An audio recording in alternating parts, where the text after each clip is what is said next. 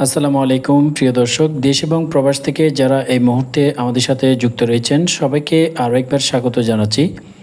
আজকের ভিডিওতে আলোচনা করব 2025 সালের সবচেয়ে সেরা 10টি ব্যাংকের তালিকা নিয়ে এবং এই ব্যাংকগুলো সবচেয়ে বেশি নিরাপদ, আপনারা নিশ্চিন্তে নিরাপদে লেনদেন করতে পারবেন। এই ব্যাংকগুলোর বর্তমান অবস্থা, কোন কোন ব্যাংক বর্তমানে সেরা তালিকায় রয়েছে, A to Z বিস্তারিত জানাবো আজকের ভিডিওতে। তো চ্যানেলে নতুন, অনুরোধ রাখবো চ্যানেলটি সাবস্ক্রাইব করবেন এই ধরনের নিত্য নতুন ভিডিও সবার আগে পাওয়ার জন্য। বাংলাদেশ ব্যাংকের প্রকাশিত সাস্টেইনেবল ফাইন্যান্স রিপোর্ট 2025 অনুযায়ী এই ব্যাংকগুলোকে সেরা তালিকায় নিয়ে আসা হয়েছে।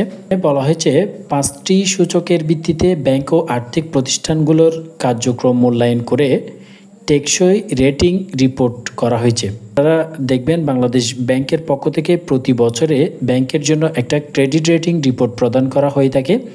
এই ক্রেডিট রেটিং রিপোর্ট অনুযায়ী আপনারা রিপোর্টটা দেখলেই বুঝতে পারবেন কোন ব্যাংকগুলো বর্তমানে সেরা তালিকার মধ্যে রয়েছে।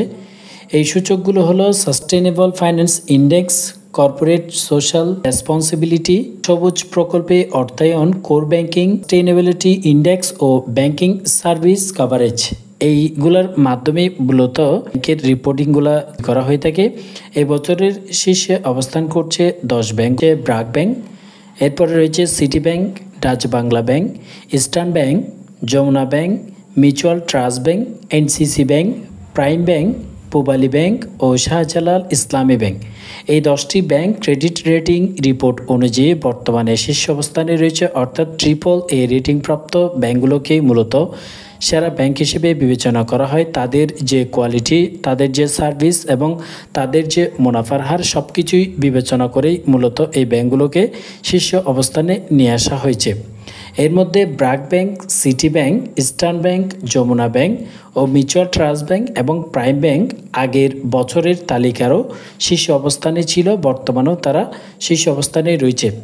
অন্যদিকে গত বছরের ব্যাংকিংয়ে থাকা Exim bank, trust bank, UCB, Uttara bank এই বছর তালিকায় স্থান পাননি, অর্থাৎ এই ব্যাংকগুলো বাদ পড়েছে।